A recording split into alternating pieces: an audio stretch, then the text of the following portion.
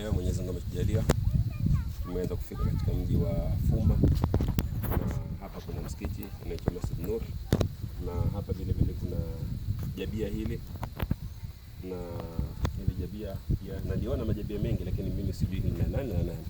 Sasa sijui kama Ismail bwana pengine wajua, tueleze hili jabia la nani, na kuna ile pale ninaliona pia kama wewe ndugu yangu, lakini kwa hili niliambiwa hili jabia lakini wanaisha Osmani, yani kina Osmani Abuja hapa, mama yake ndiye alikuwa kisha mmoja hapa.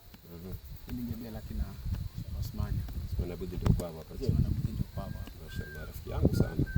Sasa kama kwa hapo ukaenda mwambie ni watu wanatembea kwenyu. Mashaallah. Nimeonyesha kiwanda chetu nyumba hii.